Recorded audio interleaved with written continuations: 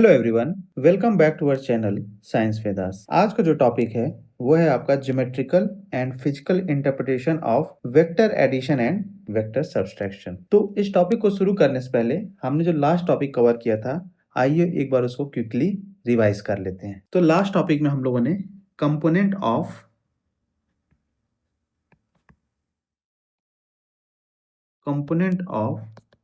2D and 3D इसके बारे में पढ़ा था। ठीक है, तो बेसिकली 2D क्या है, यहाँ पे 2 डायमेंशनल स्पेस है।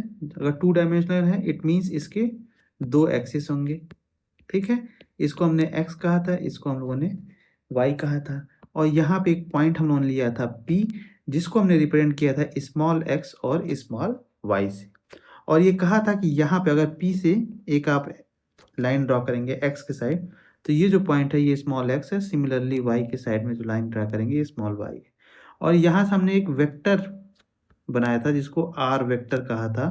स्मॉल r वेक्टर को हम लोग रिजल्टेंट वेक्टर भी कहते हैं, और इसके लिए एक फार्मूला हम लोगों ने लिखा था x i cap plus y j cap. फिर हम लोगों ने कहा था कि ये i और j जो है, ये i cap and j cap जो है, इसका हम लोगों ने नाम दिया था यूनिट वेक्टर।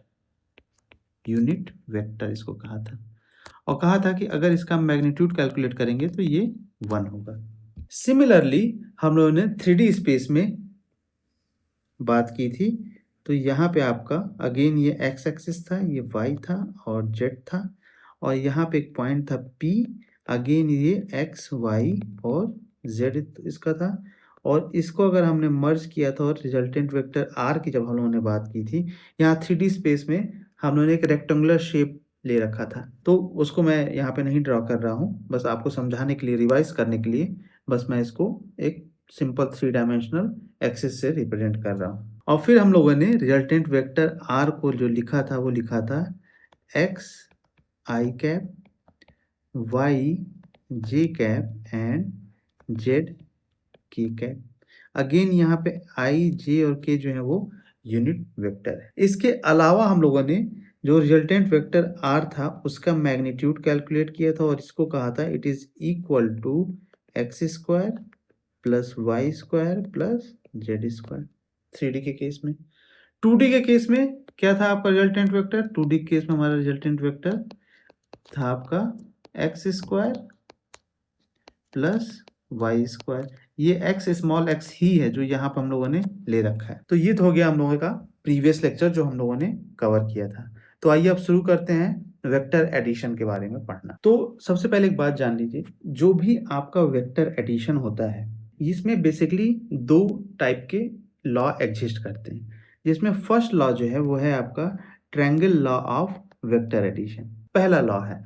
दूसरा लॉ क्या है? दूसरा लॉ है आपका parallelogram law of vector addition. सबसे पहले हम लोग क्या करते हैं, triangle law of vector addition इस टॉपिक को कवर करते हैं। तो इसको समझने के लिए सबसे पहले हम लोग इस फिगर को ध्यान से देखते हैं। इसको मैंने कह दिया फिगर 1 है। आइए सारे पॉइंट्स का नाम लिख ले रहे हैं। ये हमने कह दिया O है, ये है हमारा पॉइंट P, ये है आपका पॉइंट Q।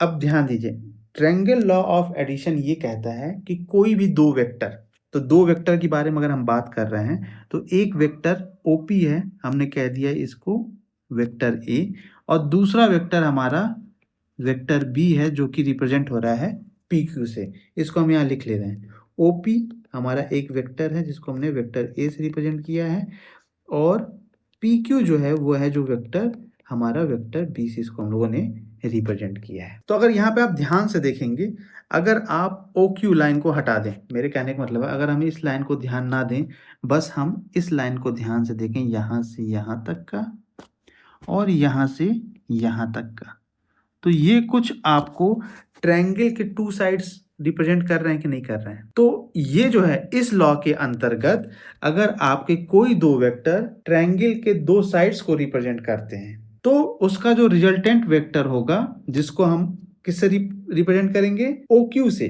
जो आपका रिजल्टेंट वेक्टर होगा OQ, इसको हम स्मॉल r से रिप्रेजेंट कर दे रहे हैं। It is equal to OP plus PQ।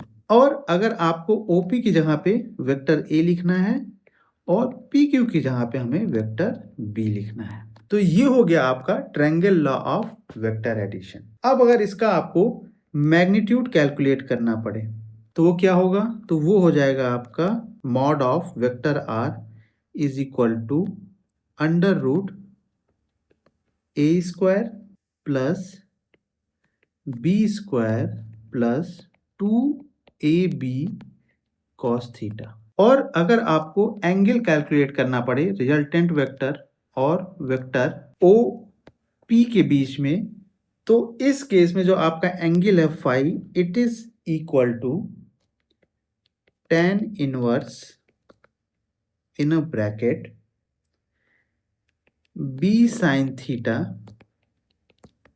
Upon a plus b cos theta. ठीक है, तो ये तो हो गया हमारा triangle law of vector addition. कि सपोज करिए, फिर से हम इसको समझा दें, सपोज करिए आपका एक वेक्टर है जिसको आपने ए से रिप्रेजेंट किया है, वेक्टर ए। अब ये वेक्टर कहाँ से, इसकी डायरेक्शन देखिए, तो अगर ओ से पी के डायरेक्शन में ये वेक्टर है, अगर यहीं पे पी से अनदर आपका वेक्टर जो है एक क्यू की डायरेक्शन में जा रहा है, तो इस केस में जो आपका रिजल्टेंट वेक्टर आर होगा, ये जो आर है ये किसके बराबर होगा? Vector A and plus vector B के।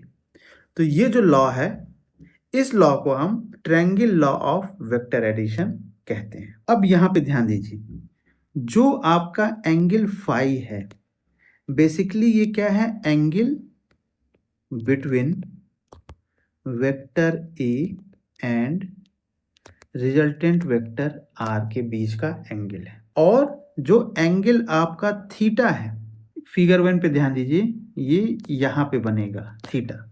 तो ये जो एंगल है basically angle between vector A and vector B है। ये है हमारा इक्वेशन नंबर 1 और ये है हमारा इक्वेशन नंबर 2। इसका डेरिवेशन हम बहुत डिटेल में अभी जब हम parallelogram law of vector addition जब कवर करेंगे तो उसमें काफी डिटेल में इसको हम लोग डेराइव करेंगे। अब आइए हम लोग parallelogram law of vector addition के बारे में पढ़ते हैं। तो इसको अगेन हमने कह दिया ये हमारा फिगर 1 है। यहाँ पे फिर से हम नाम लिख लेते हैं। एक हमारा वेक्टर है ओ पी, दूसरा हमारा वेक्टर है ओ एम। ठीक है, वेक्टर OP को हमने वेक्टर A से रिप्रेजेंट किया है, OM जो है वेक्टर B से रिप्रेजेंट हो रहा है। अब इस फिगर को हम फर्दर कंप्लीट कर लेते हैं। तो इसका नाम मैंने दे दिया है Q। तो यहाँ पे जो OQ है ये आपका रिजल्टेंट वेक्टर R है। तो पैरेललोग्राम का फिगर आपको समझ में आ गया। अब यहाँ पे एक और चीज बहुत ध्यान दीजिएगा आप लोग, फिर से हम उस फिगर को ड्रॉ कर रहे हैं। तो ये आपका OP है और देखिए एडजेसेंट वेक्टर, इसको ऐसे टाइप के वेक्टर को कहते हैं कि एक ही पॉइंट से, पॉइंट O से आपके दो वेक्टर ओरिजिनेट हो रहे हैं। तो एक जो है OP बन रहा है, दूसरा आपका OM बन रहा है। ऐसे मतलब OM एंड OP जो है ये शो कर रहे हैं एडजेसेंट साइड ऑफ पैरेललोग्राम। तो इस केस में जो आपका रिजल्टेंट वेक्टर R होगा, सपोज ये आपका R है, मैंने पैरेललोग्राम यहाँ पे ड्रा कर दिया है, यहाँ ध्यान दीजिएगा। तो ये जो रिजल्टेंट वेक्टर R होगा ये किसके बराबर होगा? Resultant vector R is equal to OP plus OM। और यहाँ पे OP क्या है आपका? तो सर OP है आपका वेक्टर A और OM जो है वो है आपका वेक्टर B। अगर अब आप इसको, आपको इसका मैग्नीट्यूड निकालना है, it is equal to again under root A square plus B square plus 2AB cos theta. और जो एंगल है उसको अगर आपको निकालना है तो tan phi is equal to, आप क्या लिख सकते हैं? B sine theta upon A plus B cos theta. यहाँ पे थीटा क्या है? तो सर थीटा जो है वो है आपका एंगल किनके बीच में? Between vector A and vector B. अब आप कहेंगे सर वेक्टर बी के से कैसे इसका एंगल है, तो यहाँ पे ध्यान दीजिए इस फिगर 1 को, यहाँ पे जो एंगल है ये एंगल आपका थीटा है, ठीक है। फिगर 1 को अगर बहुत ध्यान से आप देखेंगे तो ओ एम जो है vector B is equal to P Q है, क्योंकि पैरेललोग्राम के दो साइड एक दूसरे के बराबर होते हैं। तो आपका ये साइड और ये साइड एक दूसरे के बराबर है, तो आपका पी क्यू भी क्या हो गया, पी क्यू भी आपका वेक्टर बी हो गया। सिमिलरली अगर आप ध्यान देंगे तो आपका जो ओ पी है एंड एम क्यू है ये भी दोनों आपस में बराबर है, O P is equal to M Q, और ये किसके बराबर हो जाएगा फिर, वेक्टर ए के बराबर हो जाएगा। ये पैरेललोग्राम का रूल होता है। तो यहां से फिगर 1 से अगर आप ध्यान देंगे तो जो आपका एंगल थीटा है it is equal to angle between vector A and vector B. इसको हम यहां पे भी ऐसे ड्रॉ कर सकते हैं, ये हमारा एंगल थीटा है। जो आपका एंगल फाई है it is the angle between resultant vector r and vector a। यहाँ पे ध्यान दीजिए ये आपका एंगल फाई। तो अगेन आपका ये इक्वेशन 1 है और ये इक्वेशन 2 है। अब आइए हम लोग इक्वेशन 1 का और इक्वेशन 2 का डेरिवेशन करते हैं। तो सबसे पहले हम लोग फिगर को फिर से ड्रॉ कर लेते हैं। ये देखिए इसको मैंने कह दिया ये हमारा रिजल्टेंट वेक्टर r है और इसका नाम उन्होंने रखा था ओ पी जो कि वेक्टर ए से रिप्रेजेंट होता है, और ये है ओ एम जो कि वेक्टर बी से रिप्रेजेंट होता है। फिर हम लोगों ने पी को थोड़ा सा एक्सटेंड कर दिया था और यहाँ पे हम लोगों ने एक लाइन ड्रॉ की थी और इस पॉइंट का हम लोगों ने नाम रख दिया था एन, और ये जो एंगल थी इस एंगल को हम लोगों ने नाम दिया था थीटा, और इस एंगल को वेक्टर आर और वेक्टर ए के बीच में जो एंगल बन रहा है इसको हम लोगों ने नाम दिया था फाई। अब यहाँ पे आप लोग ट्रायंगल ओ क्यू और एन को देखिए, तो आप अगर ध्यान से देखेंगे आपका ट्रायंगल ओ क्यू और एन जो है एक राइट एंगल ट्रायंगल बनेगा।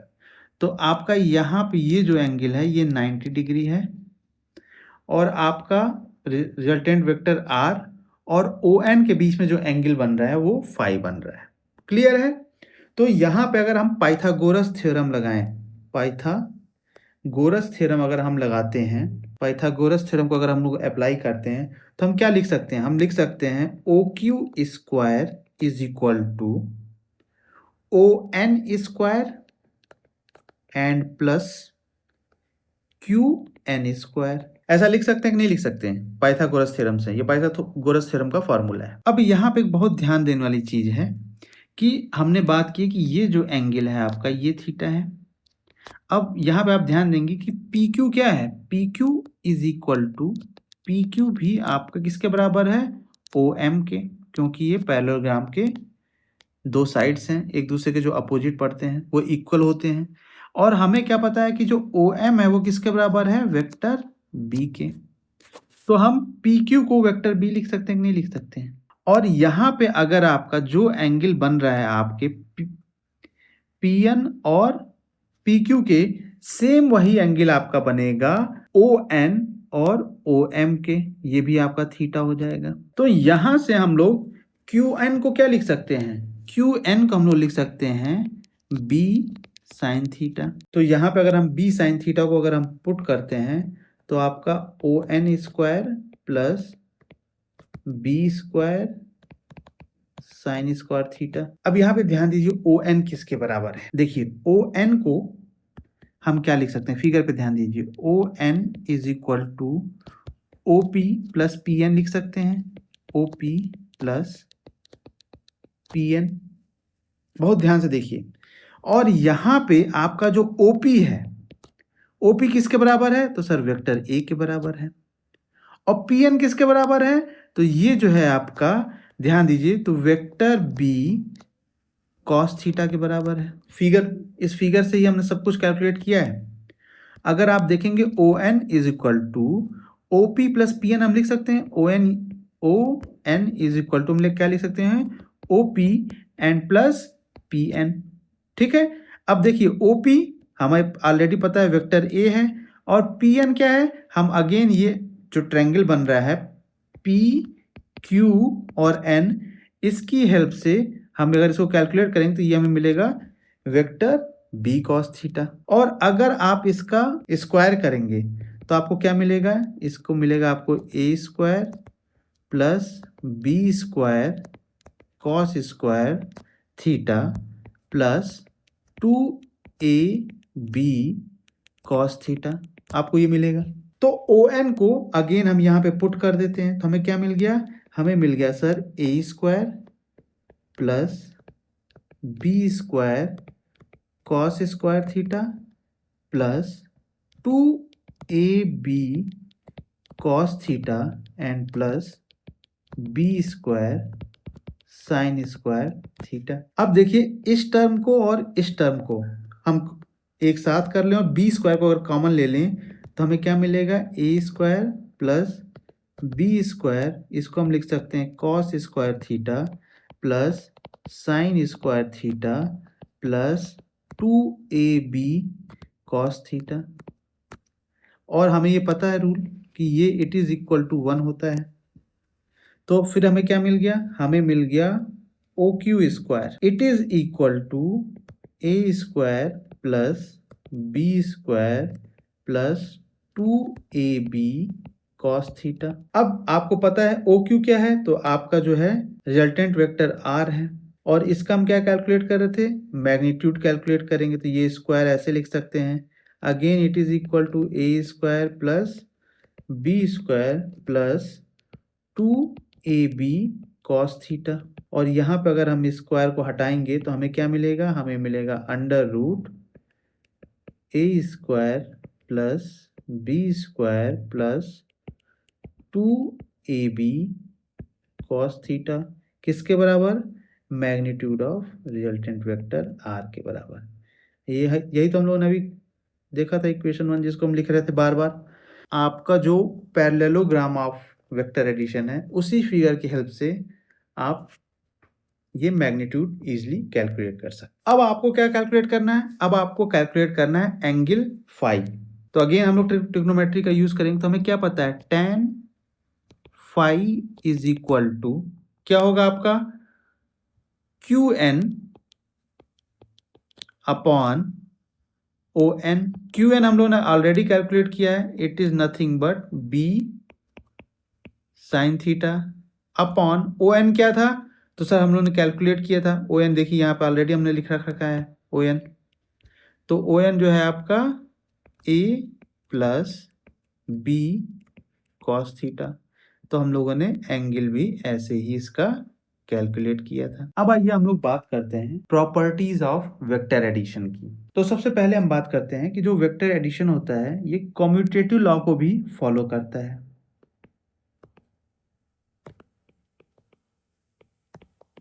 कम्यूटेटिव लॉ को फॉलो करता है, ठीक है। तो कम्यूटेटिव लॉ क्या होता है, vector A plus vector B is equal to vector B plus vector A. चलिए हम मान लेते हैं दो हमारे पास वेक्टर है, एक है हमारा ये वेक्टर ए, दूसरा जो वेक्टर है वो कुछ इस तरीके से ये वेक्टर बी है। सबसे पहले हम लोग इसको ड्रॉ करते हैं, तो ये कैसे ड्रॉ होगा, ये होगा आपका वेक्टर ए, चूंकि वेक्टर बी इस शेप में है तो इसको हम लोग एज इट इज इस शेप में लिख देंगे वेक्टर बी, और ये जो है आपका रिजल्टेंट वेक्टर, इसको हम लोग कैपिटल आर से या स्मॉल आर से आप रिप्रेजेंट कर सकते। अब आइए आपका राइट हैंड साइड का जो पोर्शन है उसको हम लोग यहाँ पे आर एच एस लिख लेते हैं, ये आपका एल एच एस है। आर एच एस को देखिए, बी को हम ड्रॉ कर देते हैं, ये हमारा वेक्टर बी है एज इट इज। और ये कहाँ से होगा, आपका वेक्टर का ए कैसा है, इस तरीके से एक वेक्टर ए को हम लोग ऐसे ड्रॉ कर देंगे, ये वेक्टर ए हुआ, और आपका रिजल्टेंट वेक्टर कुछ यहाँ से यहाँ होगा कैपिटल आर, और ये हो जाएगा vector B plus vector A. तो जो आपका वेक्टर एडिशन है वो कम्यूटेटिव लॉ को फॉलो करता है। सेकंड, आपका वेक्टर एडिशन जो है वो एसोसिएटिव लॉ,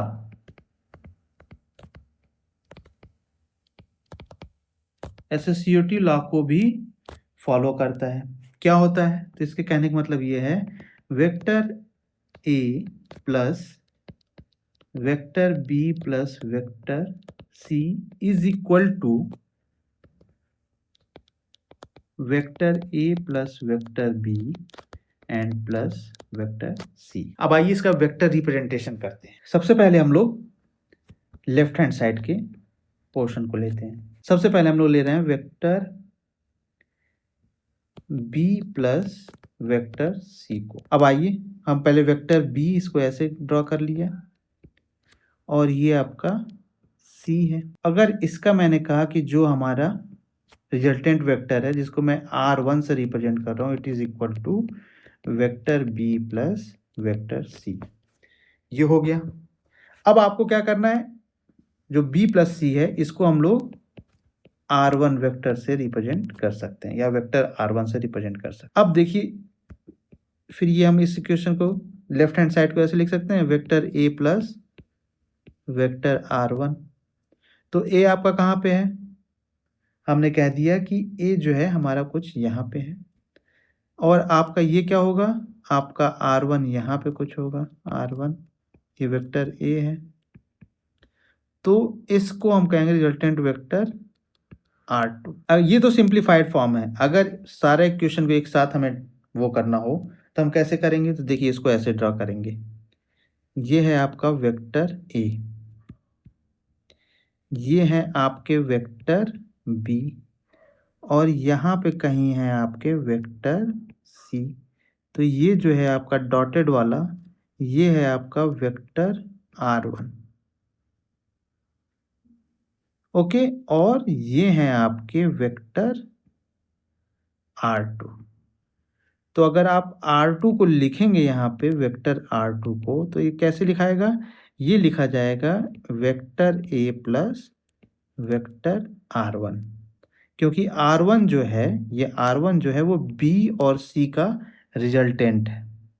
अगर आप R1 को एक्सपेंड करेंगे तो यहाँ पे B प्लस C लिख सकते हैं। ज्योमेट्रिकली इसको कैसे रिप्रेजेंट करते हैं बस मैं आपको वो समझा रहा हूँ। लॉ तो बस यही है, यहाँ पे कंप्लीट हो गया, आपको बस ये याद रखना है। लेकिन इसको ज्योमेट्रिकली कैसे हम एक्सप्लेन करेंगे आपको हम ये समझा रहे हैं। ये तो हो गया हमारा लेफ्ट हैंड साइड, और जो राइट हैंड साइड है इसको आप खुद सॉल्व करेंगे। अब हम बात करते हैं वेक्टर सब्सट्रैक्शन के बारे में। हम यहाँ पे इस फिगर को ले लेते हैं। तो आपका ये फिगर क्या है, सपोज इसको मैंने कहा पॉइंट ए, इसको मैंने कहा पॉइंट ओ, O2 ये आपका P है और इसको मैंने नाम दिया है Q। अब यहाँ बहुत ध्यान दीजिएगा एक चीज, O2A को मैंने कहा वेक्टर A और P2Q को जो मैं कहूँगा वो कहूँगा माइनस वेक्टर B। क्योंकि अगर याद करिए आपको जब मैं triangle law of vector addition पढ़ा रहा था तो ये जो डॉटेड लाइन है कुछ इस तरीके से मैंने ड्रा किया था, तो ये मेरा वेक्टर B इसको मैंने माना था। अगर उसका आपको अपोजिट लेना है तो डायरेक्शन क्या होगी, जस्ट अपोजिट होगी। तो B का अपोजिट डायरेक्शन माइनस B, तो आपका PQ क्या रिप्रेजेंट कर रहा है, माइनस B वेक्टर, और OP आपका क्या रिप्रेजेंट कर रहा है, A वेक्टर।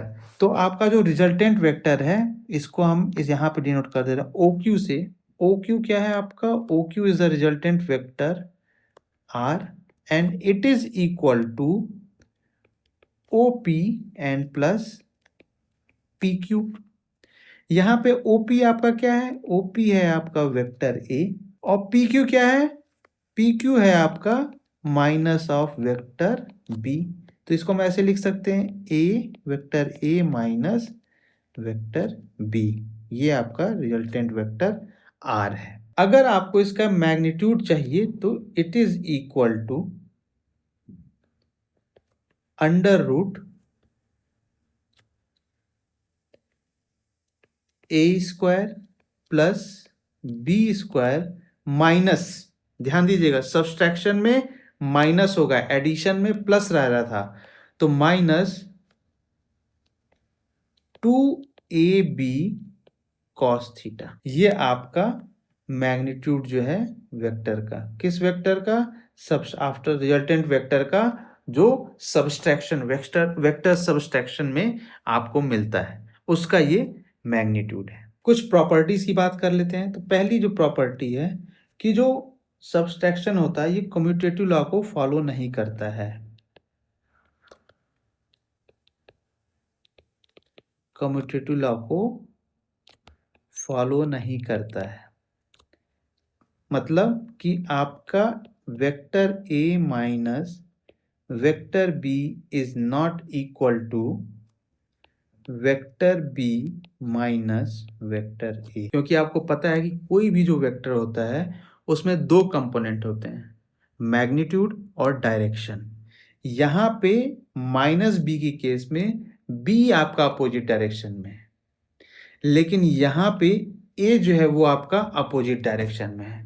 तो ऐसा नहीं होगा। जो भी वेक्टर की जो डायरेक्शन है वो यूनिक होती है, हर एक वेक्टर की अपनी डायरेक्शन होती है।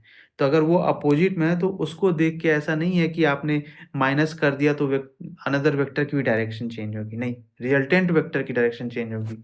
यहाँ पे वेक्टर ए एक वेक्टर है और वेक्टर बी अलग वेक्टर है, लेकिन यहाँ पे वेक्टर ए की डायरेक्शन पॉजिटिव डायरेक्शन है, वेक्टर बी की माइनस डायरेक्शन है, माइनस साइन के साथ है।